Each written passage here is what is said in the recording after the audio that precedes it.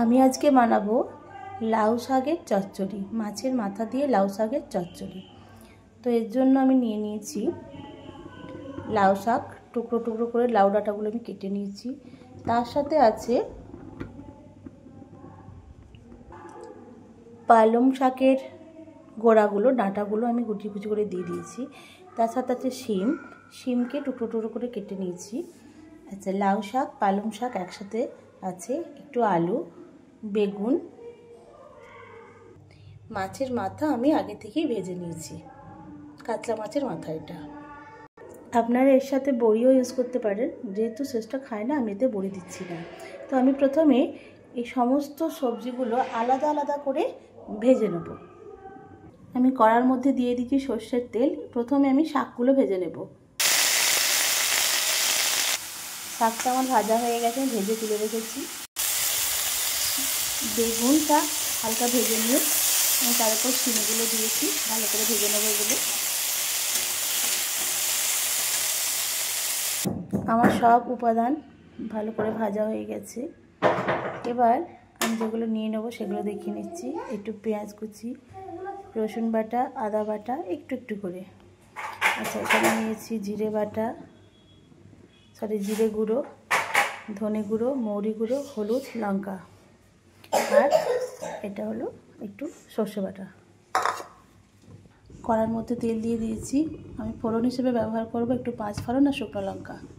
5 ফোড়ন দিয়ে দিয়েছি, আটা দিয়ে দেবো শুকনো লঙ্কা। পেঁয়াজটা ভাজা হয়ে গেছে, এতে আমি দিয়ে দেবো রসুন বাটাটা।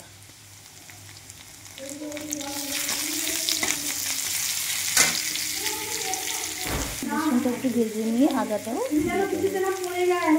সব উপকরণগুলো ভালো করে ভাজা হয়ে গেছে, দারুণ একটা গন্ধ বেরিয়েছে। এবারে বাকি সব এগুলো আমি সমস্ত মশলাগুলো দিয়ে একসাথে ভাজবো।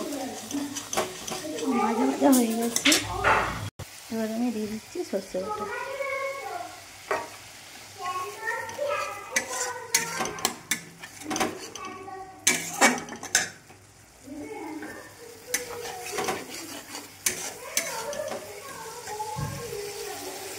তেল ছেড়ে দিয়েছি, আমি একটু টমেটো দেবো, দিয়ে আমি একটু নুন দিয়ে দেবো। এবার মাছের মাথাটা আমি দিয়ে দেবো। মাছের মাথাটা আমি কষিয়ে নিয়েছি।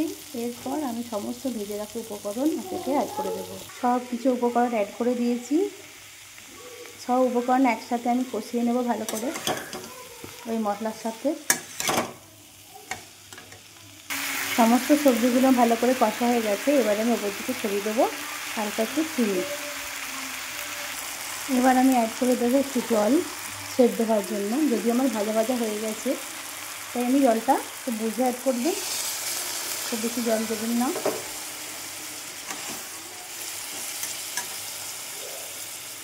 আচ্ছা, এবার আমি চাপা দিয়ে সেদ্ধ করতে দেবো। একদম সব সবজিগুলো সেদ্ধ হয়ে গেছে। তো এবার আমি ওপর থেকে ছড়িয়ে দেবো মিট মশলা।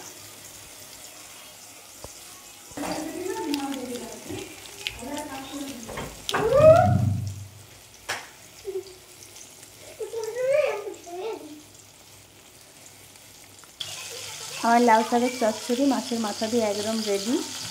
কিছু মিট মশলা তো অবশ্যই ছড়াবেন, তাহলে দেখবেন তরকারির টেস্টটাই আলাদা হয়ে যাবে।